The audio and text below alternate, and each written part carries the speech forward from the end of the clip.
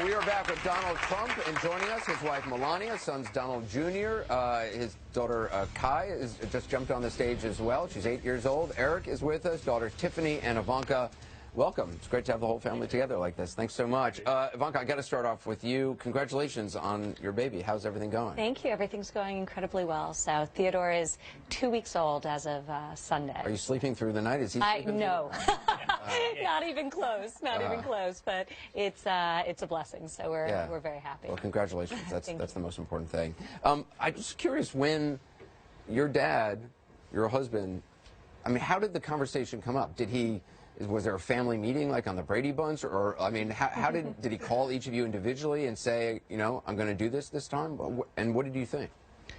Well, I think it's such a personal decision that ultimately it was one he had to arrive to on his own. And obviously, as we've all seen over the last several months, it's a vicious industry, politics, much more so than real estate or anything we've ever experienced. So, but we were just incredibly excited for him. I mean, we know what he's capable of. We've stood by his side for the last decade in my case, a little bit longer in Don's case, and watched him do these deals at the Trump Organization. And we know what he could bring to the country, so we're just happy to support him. He's flirted with it before. Did you think, okay, this time it's actually going to happen? I think this time we knew it. I mean, you sensed the frustration in 2008. You sensed the frustration even more so in 2012. But I think we were young. I mean, he has a company. He actually employs tens of thousands of people whose livelihoods and whose families' well-being depend on the success of that company. So in 2008, I was 29. I'm the oldest. You know, he wasn't just going to say, okay, congratulations, here's $1 billion company, leave it with us, and, you know, hope that those people who've been so loyal to him for so many years are going to be okay. I think now we've been in the company much longer. We have these decades of experience that he can walk away and know that those people who've been so good to him for all that time, you know, are still going to be taken care of, and he can do what he wants to do for the country. Melania, for you, were you nervous for him? Were you instantly like, yeah, let's do this? Well, I was not nervous for him, but he was thinking about it, and I gave him a support. And I said to him, you know, you cannot just talk, you need to go and run, and people will take it serious. And if you run, you will win. And I see how people react to him before he announced it. Tiffany, Eric, when you saw him coming down the escalator with Melania, I mean, did you have any idea that it would go on this long, that it would become what it has? Listen, it's an amazing success story if you look at it, right? I mean, he's been in politics 9 months, and he's winning the Republican Party for President of the United States. I mean, it's really an incredible story. But, you know, to your specific question, I actually remember when you said, you know, listen, kids, I'm going to do this. I'm going to hop into the race. I want to self-fund. I want to do it for the country. I mean, this is about the country. This country has given me everything. You know, I'm going to give back. And it was actually a really powerful moment. I'll never forget that moment in the office together, you know, the four of us. And it was a special moment for us. Tiffany, for you, what did you think? Well, whenever my father puts his heart and soul into something, he goes full force. And when he finally decided to, you know, run for president, I think all of us knew, you know what, here we go. Like, he really just worked so hard, and we knew it would be a success. And I had no doubt in my mind that he would get as far as he has. Ivanka, Eric, it's no surprise, I got to ask you, there was news just this week that both of you were not registered to vote in the primary. What happened? Well, I'm an independent, and I've always voted based on the candidate as opposed to based on the party. And it was actually a very interesting experience. So we're not a family of politicians. We haven't been in politics very long. New York has one of the most onerous rules in terms of registration, and it required us to register a long time ago, almost close to a year ago. And we didn't do that. We found out about it sort of after the fact. But it was actually why I started making a series of videos to educate people in each of the individual states, because every state is different. Most states you can register as late as the day of the actual When did you realize primary. you weren't going to be able to vote in the... Around a week later. Is that right? Yeah, so... Eric, how about for you? Yeah, no, it was the same thing. I mean, we both fell into that same boat, and it was our first kind of foray into politics. We didn't realize how the whole system worked, and it was amazing. We actually made it a very big part of the campaign, and there's no one that's been more visible on the campaign than the two of us, but we made it a very big part to get that message out. You know, get out, register, go out, vote. Here's how you do it, and, you know, we gave them all the tools and everything to actually go out and figure out that process. And so it actually was a great educational process for us, and one that probably, you know, help the campaign a lot. And you're seeing the turnout, by the way. You're seeing so many, you know, people who are registering on the time. You see the people flipping sides to be able to vote for my father. I mean, that's pretty amazing. And if Do you consider yourself really cognizant Republican? of getting those, yeah, I've been always. Eric? very much so. I'm registered in Pennsylvania as a Republican. Okay. And Ivanka, you're still an independent? I'm an independent. Right. Cool. What was your reaction when you found out that they weren't going to be able to vote for you in the primary? Well, I knew that Ivanka was independent, and I was fine with it, and I understand why she is. I mean, you know, it's hard to be thrilled with what's going on in politics, okay? Either party, if you look at what's going on. And she was an independent. She's going to switch over to be Republican, I guess, at some point, and perhaps she wants to see what's going on. But I have a feeling she'll be voting in November for me. I have a really strong... Well, that's no question. That's no question. And But Eric is there I can actually vote as an switching over. independent. So. I wanted you to meet some of the voters here. This is Nicole Hart. She is a technical designer from here in Manhattan. She says she's leaning towards supporting you, Mr. Trump, but she's got a question for Melania. Hi, Melania. Hello.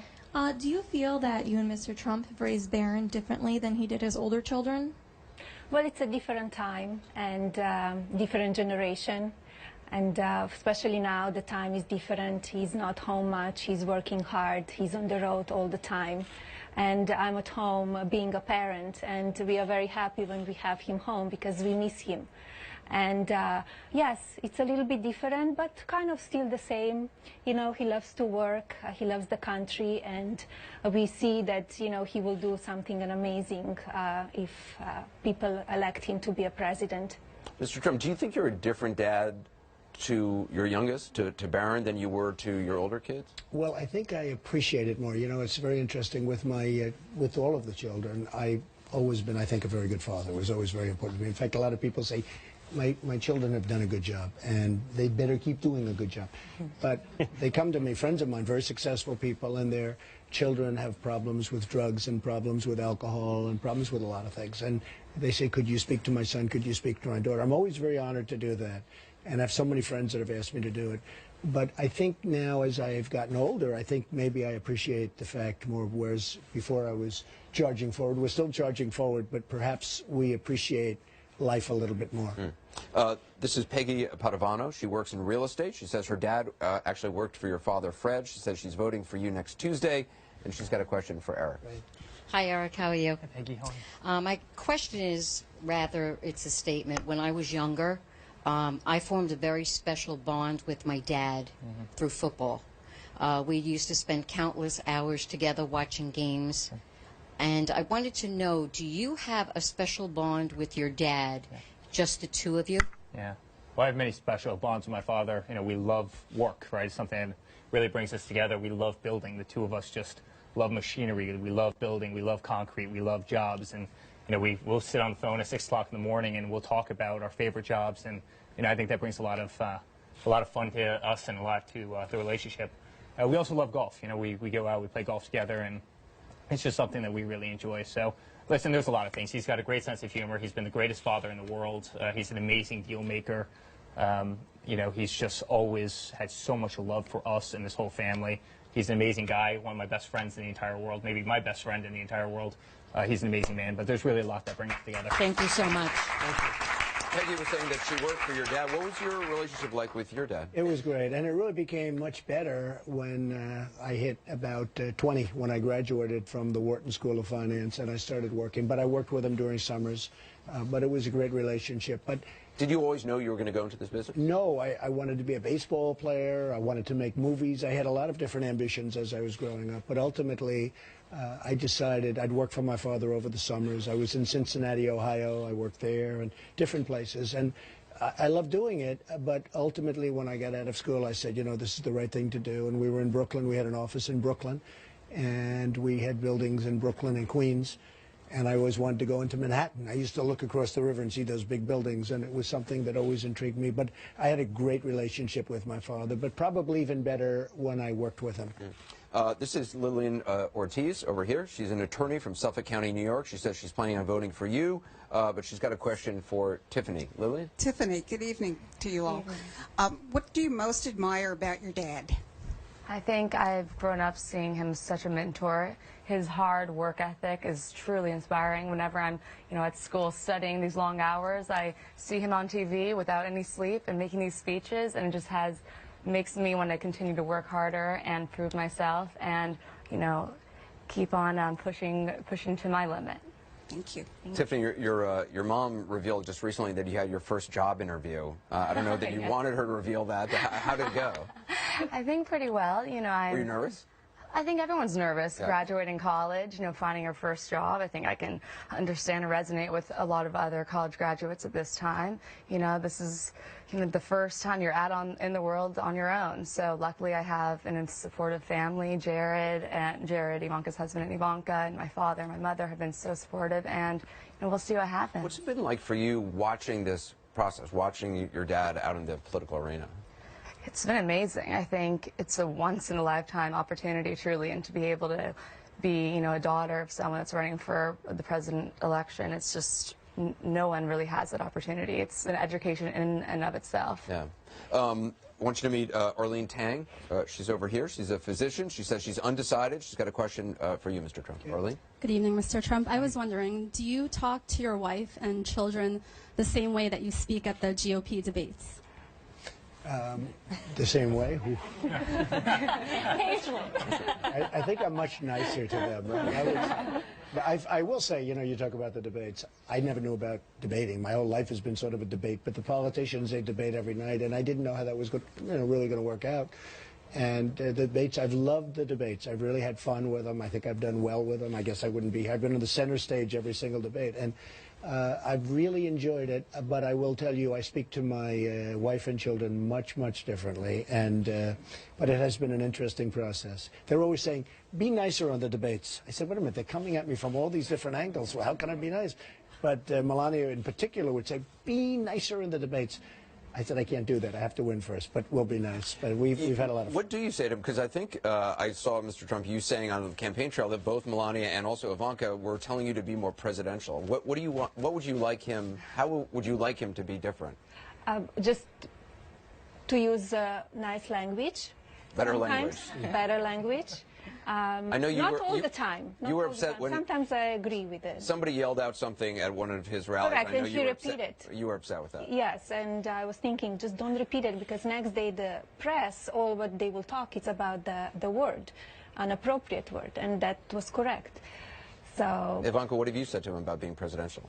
Well, I think one of the interesting things about this process is it's very easy to have an opinion on things, but when you're not in the arena, it's it's a different ballgame. So I've definitely said things of that kind to him, but I also then watch these debates, and it's a hard thing to observe, because I see them, it's like a cage match. They're jumping on him and they're hitting him from the left, hitting him from the right. Everyone's attacking him because he's been the front runner for so long.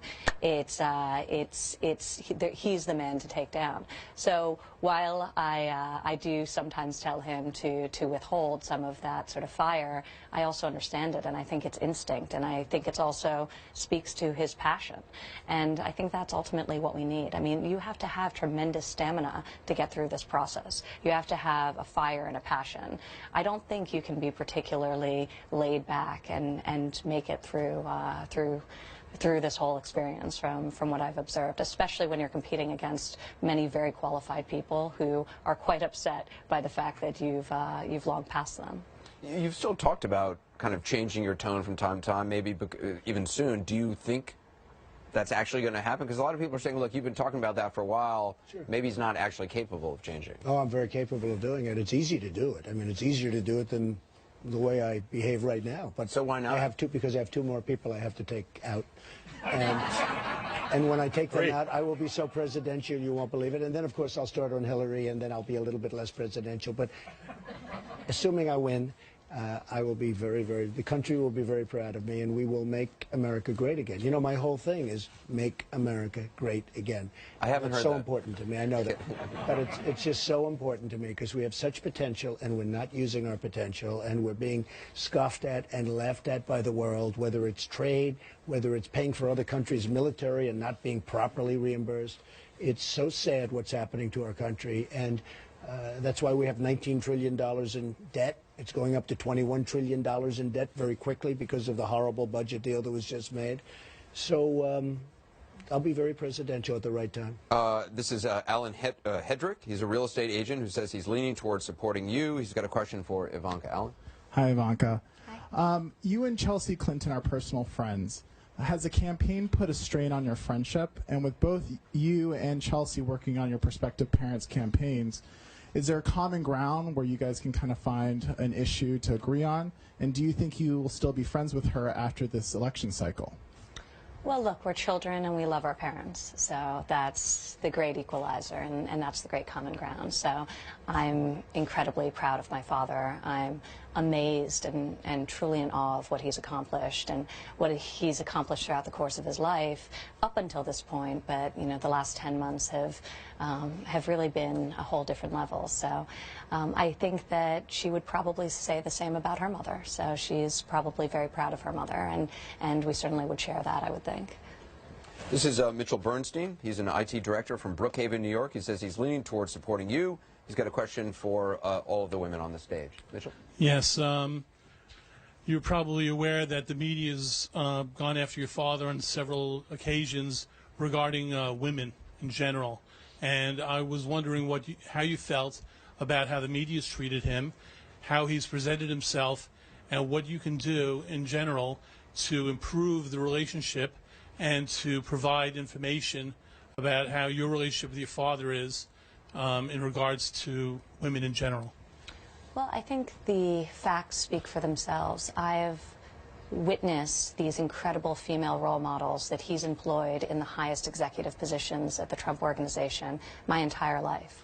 In an industry that has been dominated by men, is still dominated by men, but certainly was when he was starting out in his career and he was employing some of these women and raising them through the ranks. So, you know, for me, I think the way he raised me, the way he raised Tiffany, it's a testament to the fact that he believes in inspiring women, empowering women. He always taught me that there wasn't anything that I couldn't do if I set my mind to it, if I had deep passion, if I really unearthed what it is that I wanted to do with my life and then worked very hard to achieve it. And I don't think that's the message a father would relay to a daughter who he didn't believe had the potential to accomplish exactly what her brothers could. So, you know, for me, it's his actions speak louder than the words of many politicians who talk about gender equality, but it's not evidenced in their daily employment practices. So I think both at the Trump Organization and also in a more personal capacity, the type of father he was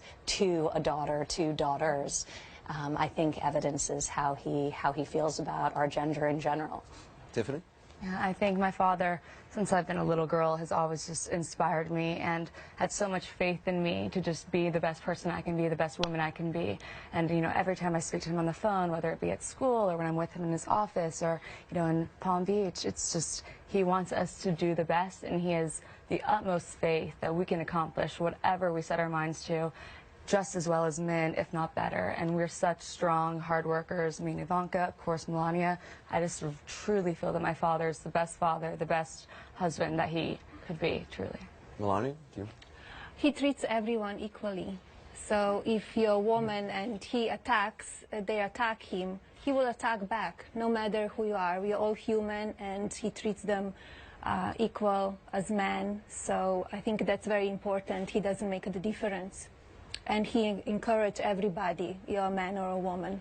Do you monitor your son's social media? It's obviously a question that a lot of parents are concerned about, given, you know, all the things that go on. So do you watch your son's social media presence? He has an iPhone. He's not on social media yet. Okay. He's 10 years old. I think it's too early to be on social media.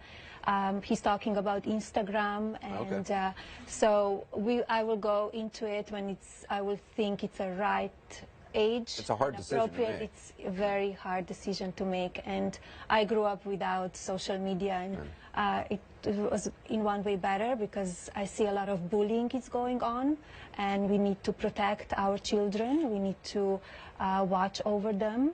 Yeah, it seems like bullying just used to be in schools, but now because of social media, it's 24 hours a day. It reaches into the home as well. And you don't know. You need to really check on your children and to talk with them and really have conversation with them. But it's very important to be a close parent and kind of on top of them, but still let them be who they are. I got to ask you guys, do you monitor your dad's social media? Possible path. I have no idea what you're talking about, Ed. I mean, are there some days you wake up and you look at Twitter and you think, really? It kind of makes him the person he is, honestly. It's so great to not see the sound bites, the traditional politician sound bites that you read too often. I mean, he's so authentic. He writes the tweets himself. He doesn't have a team of hundreds and hundreds of people behind him, and I think that's actually what makes him the great candidate that he is. And more importantly, they're not vetted. The retweets get the retweets that get you in trouble. The tweets are fine. The retweets sometimes get a little bit shaky. And they're not scrubbed through like a database. I mean, that's the problem I see is so much of politics. Is, they're running focus groups on how do we word this so that we tell everyone what they want to hear, but then when it comes time to actually deliver, they do whatever the special interests are telling them to do. I mean, his is really genuine. And I think, it's that fight, it's that spirit that the American people see that is lacking in today's politician, where they just go with the wind and leave. You don't have to retweet people. You can just let it stand. It's interesting. I started off a number of years ago, and I now see that over the weekend I picked up like almost 100,000 people. And I have 7.6 million people there. I have almost 7.5 million people on Facebook. I have 1.5 million on Instagram. I have millions, and it's really an asset. I really enjoy doing it, but it's really an asset. You see what's going on, and there is some genius there. I mean, you will read some of the stuff. There is genius there. You have to find the right genius. But it is a powerful thing. I mean, as president, though. No, I wouldn't be doing it. You wouldn't. Or I would do it very little. It's different. But right now, if I'm fighting one of my opponents, I can tweet out things or my feelings. And I had it in CNN. I mean, there was one instance where I was at a town hall and somebody got up and made a pretty negative statement about the president. You probably remember, very negative. They never found out who this guy was. I don't know, was he a setup or what? I think you know what I'm talking about. And he made a pretty negative statement about the president, and they said I didn't defend him, and it was a big deal. It was going on. And I remember I tweeted one line and then another line, and I put it out. And it broke into CNN. They broke into this major broadcast. Donald Trump, breaking news. It was like, I'm sitting there. I just did this. And it totally solved the problem. I mean, it was good. So it doesn't all work badly, but it is a modern method of communication. And, when I have 16 or 17 million people, when you add it up, it gives me a big advantage over people. Do you write all your own tweets? And when somebody's retweeted from your account, you've retweeted? I would say yes, other than if we release some information. I have some people, Dan, and some other people that will do it. But do you actually sit there type, or do you say something and somebody else types? During the day, I'm in the office. I just shout it out to one of the young ladies who are tremendous. I have a tremendous office staff, and Meredith and some of the people that work for me, and I'll just shout it out and they'll do it. But during the evenings after 7 o'clock or so, I will always do it by myself. Melania, do you ever want to say to him, put the mobile device down, that it's 2 a.m. and you're still tweeting? If he would only listen. I did many times. And I just say, okay, do whatever you want. He's an adult. Right. He knows the consequences. And let's meet more voters. This is Andrew Mesoraca. He's a small business owner who says he's leaning toward voting for you, Mr. Trump. He's got a question for Donald Jr. Andrew? Hi, you definitely got my vote. Oh, good. Thank you. That was good. That's good. Thank you. I admire how you guys, being in the public eye, have remained well-grounded and became so successful. Compliment your father on that, and your mom, obviously. And my question is, when your parents were getting divorced, how did your father help you get through that? Well, listen, I don't think it was an easy time. It was, obviously a difficult time to go through for any young kid. I was 12 years old, so you're at that stage in life where you think you're a man, but you're not quite. So, it was certainly a difficult thing. But I think throughout our lives, he's always been there. It's usually been on his terms. It wasn't a typical, let's go play catch in the backyard sort of father-son relationship. But we always went to job sites with him. We'd be in, his office playing with trucks as a 6-year-old while he's negotiating deals with presidents of major companies. And so he always made himself available. I remember calling from school and from boarding school and from getting home from school when we were younger, and he'd pick up the phone and say, hey, Jack Welch is in the office. Say hi, Don. And I'm sitting, he would always take it. So he was always so available. And I think because we were always present and because we always were, though on his terms at job sites, it really instilled a work ethic and a value for the business that we're in that it's what we grew up in. It's what we understood. So when it came time to start running the business and go in there, it was a very natural progression. So I always joke that, I've been working with the company for 38 years because he set that up. And it was that work ethic and that foundation that he implanted that allows us to probably do what it is that we do today. So, it's really all him. And Eric, I saw an interview you gave, I can't remember if it was a print interview or not, where you said the divorce actually brought you closer to your siblings. Yeah, I think that's right. I mean, Don's my best friend, Ivanka's my best friend. We're inseparable with Tiffany. I mean, we have an amazing relationship. This isn't contrived. I mean, we work together every day. We have offices right next to each other. we also vacation together. You know, Kai, I mean, she comes and she spends a weekend at my house. I mean, we watch Frozen together, right, Kai? She insisted on sitting on my lap because she got the shy gene, obviously. Right? Yes, But, you know, we have a great time as a family, and you know, I'd say the one thing that my father and mother did a great job at was actually protecting us from the media, really protecting us from the media during those times. And we grew up, and as we started getting a little bit of that iron shield, we became more visible, and now you see us by his side every single day, and it's something that we love doing because we truly love the man to death. I mean, we really love our father and our whole family.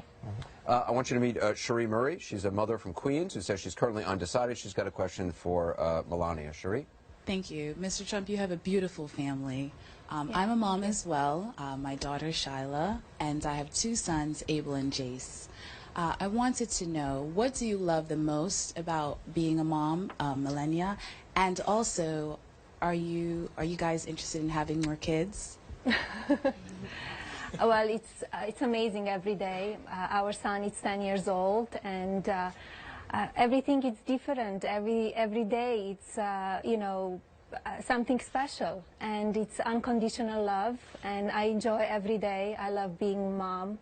A very special time, and I'm at home and raising him, teaching him values and morals, and preparing him for adult life, because sooner or later he will have wings to fly. And I will be always there for him, but he will be very independent and ready to go. Any more kids? And we're not really thinking about more. Ivanka, my mom has been pressuring me to actually have kids. What's being a mom meant to you? How has it changed you?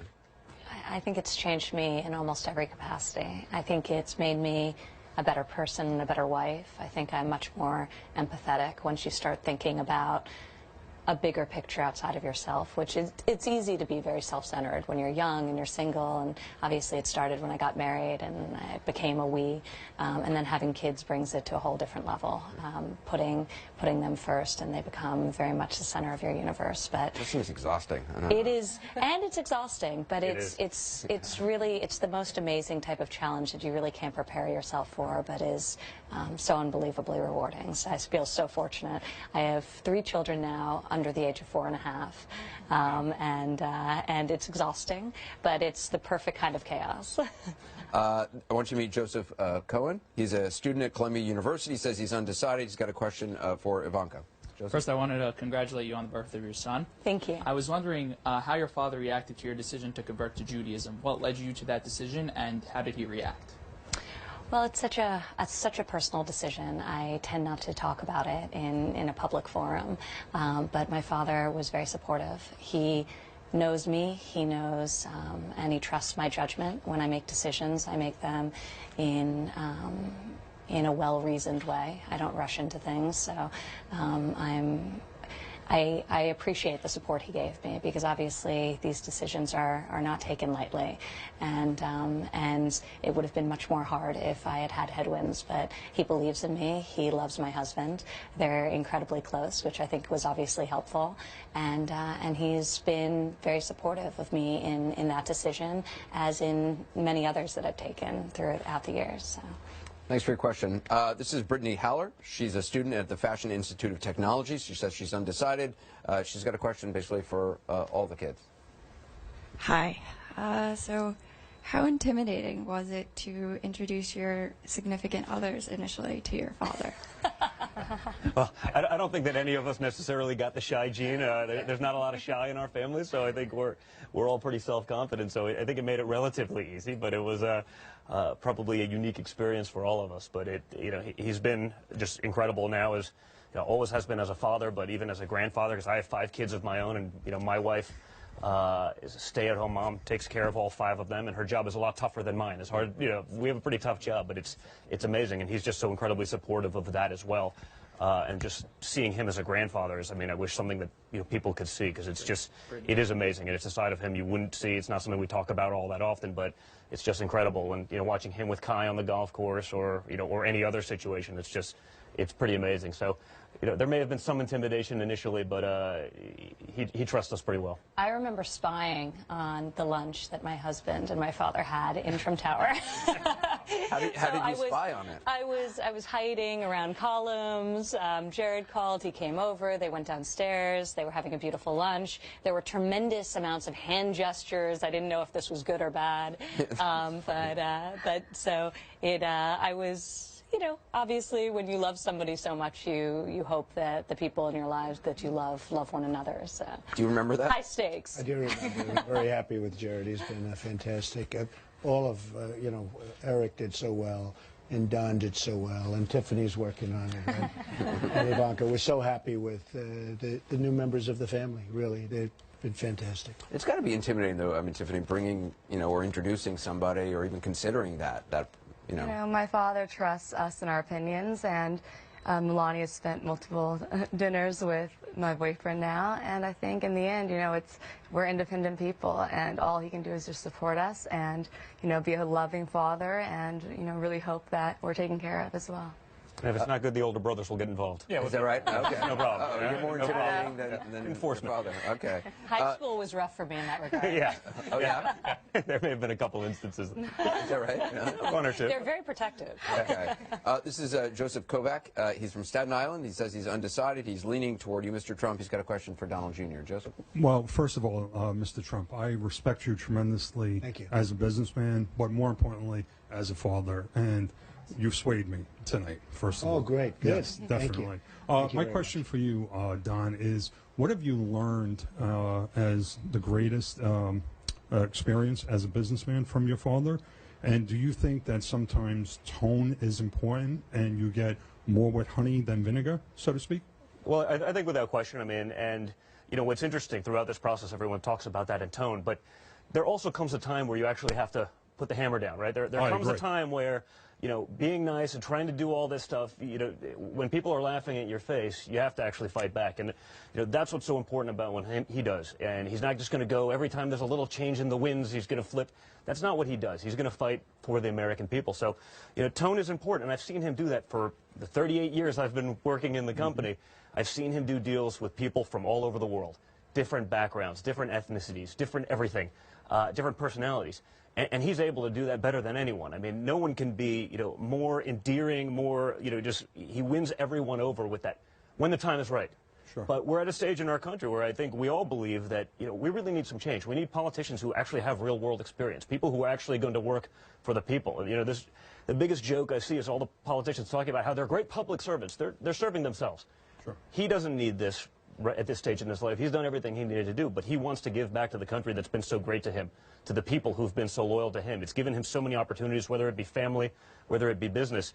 And, he wants to go through this brutal process to be able to give back. He's truly, it's incredibly selfless, and it's amazing to see. And I think it's resonating with the people. Is there a business lesson in particular that sticks out? Well, honestly, so much. He's not the guy that sits you down on his knee and says, this is how you do business. You learn by watching. You learn, the hard way oftentimes. He'll let you make the mistake, and he'll pay for it, and he'll follow up on that. So he gave you the He'll give you the autonomy also. He'll let you run with it, even if he disagrees with you. You better be right, though, because if you're not, you'll hear about it forever. Right. Yeah. This is Pax Hart. He's a software engineer who says he's leaning toward voting for you next Tuesday. His question is for Mr. Trump. Pax? Hi. I just want to congratulate all of you for the success that you've had, and I'm definitely voting for you, Mr. Trump. Thank you very much. Appreciate it. We know you lost your older brother from alcoholism at age 43. I lost an older sister from alcoholism at age 37, and I know what it's a life-changing event, and you really have to take stock in your life. Right. My question is, how did you? We've seen so many, the children of so many wealthy people who have, they've ended up being a mess. How did you instill, with your kids? How did you protect them? How did you, instill a sense of, personal responsibility with them? And what advice would you give for parents whose children may be struggling with addiction? Well, it's such an important question and a great question. I had a brother who was a fantastic guy. I talked about this to Anderson once because you had some difficulty. Yeah, my brother killed himself. Right, very similar nature. And my brother was this phenomenally handsome guy, great guy, just great in every way, the best personality, everything. But he started drinking, and it became a real problem for him. And he used to tell me, he was quite a bit older, he used to tell me, don't ever drink. And it'd say, don't smoke. And in those days, it wasn't the drug thing. It was really the alcohol thing much more so. Today, you have to add the word drug. And he would really, you know, he knew he had a problem, and he was one of my truly great teachers, my father and my brother. I say that all the time. My brother, because of this and other things, but he'd say, don't ever drink, don't ever drink. And I've never had a drink. I mean, I've never had a glass of alcohol, and yet I own the largest winery in the East Coast. It's a crazy thing, but that's okay. but my brother was so instrumental in probably shaping my life, because I just don't know what the outcome would have been. And when my children were growing up, even when they didn't even know what drinking was, I'd say, no alcohol, no cigarettes, no drugs. And I'd always say it. I used to add cigarettes because, you know, I have friends that just can't kick it. But I'd say, no alcohol, no drugs, no cigarettes. And, you know, I think it had an impact. And I have so many friends where their children have this problem, and it's a tough world out there to start off. But when you have that as an additional problem, the drugs or the alcohol, it's awfully tough to really do it. So I just tell the parents, if you can, keep your children away from the drugs and the alcohol, and it's going to make their life so much easier. And, you know, you don't have that longing. I don't have any longing because I never drank, so I don't have a longing for drinking or for drugs or any of that stuff. And I have other problems, and we won't talk about them, okay? But the drugs and the alcohol, so important that your children just stay away from it. Was that something you remember distinctly growing up? Yeah, very much Absolutely. so. Very much so. Every day of our life, every morning. Don't drink, don't do drugs. Every morning? Every morning before school, without fail. I mean, it was, as young children, it often was accompanied by one of us eye-rolling. But, you know, I think in retrospect, as parents, we see how much that was an important message. She used to say, Daddy, don't say that anymore. Don't say that. But I just felt it was important because I've seen so many brilliant young children of wonderful parents destroyed because they drank or they took drugs. I want you to meet Diane Morgan. She's a teacher here in Manhattan who says she's supporting Governor Kasich. She's got a question for you, Mr. Trump.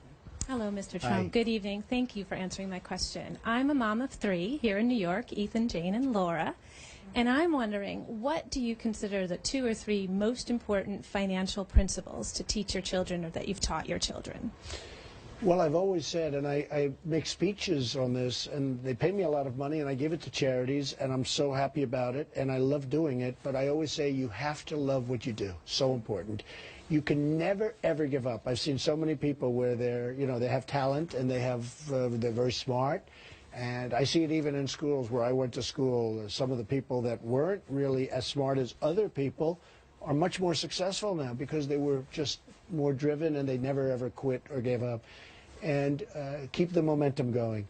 But you have to love what you do. You know, if you're in a great business, real estate business has been a great business, but if my children like some other business that wasn't maybe as good a business, but they just loved it, I would absolutely tell them to pursue that because you'll never be happy. You have to love what you do. I want to ask, just in closing, to each of the kids, and I hate to call you kids, but take it at this. It makes me feel younger. So, just is there something you have learned about your dad in the course of this campaign that you didn't know, or that you, I don't know, that you didn't know? Listen, I think it's an amazing question because, I mean, we've seen so much, but, I mean, just the perseverance. I mean, that we always knew was there. That's always been there. But, I mean, you know, going into something as a freshman politician and, you know, being the star of the Super Bowl right now, it's pretty incredible. And I think it's not so much that I learned anything new. It just reinforced what I already knew about him as just being just the hardest working guy I've ever seen. I mean, you know, it's just the drive, the work ethic that we've seen our whole lives. It's just been reinforced at this stage in his life after everything that he's done to keep doing this and want to do this for the country. It's really amazing. It's really special. I'd say passion. You know, it's amazing. He came into this race with so much passion. I mean, he put everything into it. Kids, take on the company. You know, go run the company. Do what you guys have done so well. I'm going to go do this. I'm going to go do this for the country. And he put so much passion to it. And his whole career, I've seen him do that, whether it be building the greatest buildings in New York, building the best golf portfolio in the world, building one of the great hotel portfolios in the world, you know, The Apprentice, now running for president. And it's really largely due to the passion. You just spoke about it. But it's the passion that makes him so successful at what he does. I think he never gives up. He works harder and harder, and through this process I've learned that he's able to balance everything that he's doing on the campaign trail with his business and also taking care of us and being such an amazing father. And I think having, you know, those 2 qualities and us receiving so much love from him even when he's so busy is just, it's an amazing quality to have. I think one of the things I've always been most inspired by in observing my father is the way that he really inspires others. The way at our company, at the Trump Organization, he will set a very aggressive, a very bold vision and then really help people find it, help people both unearth their own potential and also work together to achieving the vision that he's charted for the company. And I think watching him on this platform also set an unbelievably bold vision, also really spearhead the conversation.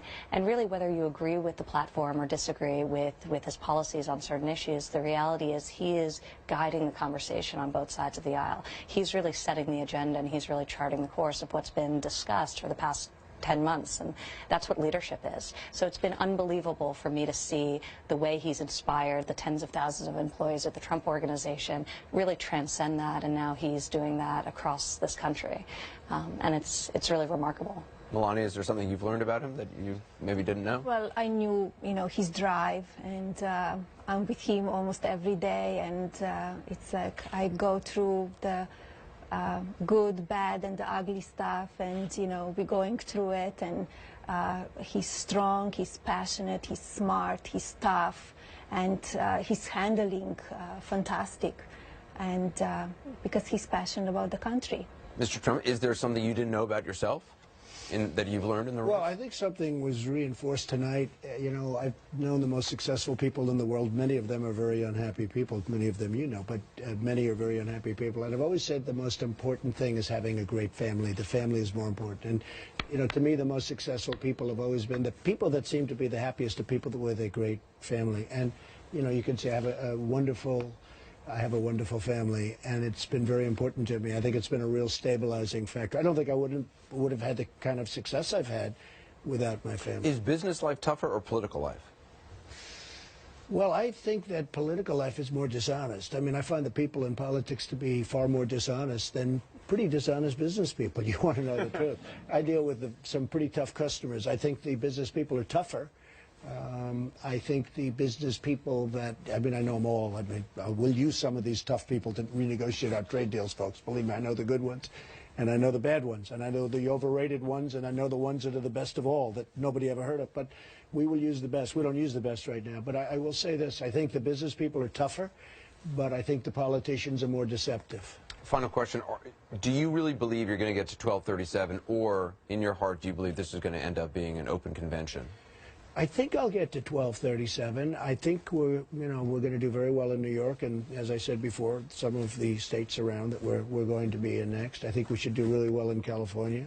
I think we'll get to the 1237. Look, this has been an amazing process, and again, I said at the beginning, but I'll say it again. I'm spending my own money, and I understand politicians. I understand what motivates them. The thing that motivates them are special interests and their lobbyists, and they won't do the right thing. The people that are really getting them are the people that give them money. And by my not taking money from all of these special interests, I'm going to be able to do the right thing for the people. They do so many bad deals, and people think, oh, why are they so stupid? They're not stupid.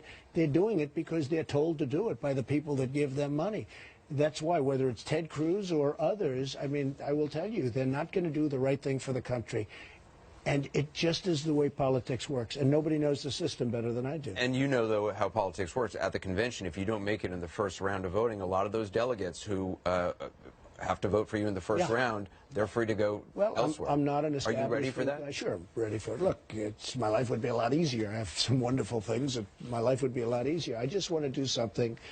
The country, as my children have said, the country has been great to me. And I want to give back. And, if people want me to do that, I think I'll do a fantastic job for them, and we'll bring the country back. And we'll save Social Security, and we'll save Medicare. All this, our country's in such trouble. People don't realize what a trouble. We're sitting on a bubble. Our country's in tremendous trouble. So I think I do a really good job. I want to thank Donald Trump and his entire family. Thank you all. Melania, thank you very much. Special thanks to the voters who asked such good questions tonight.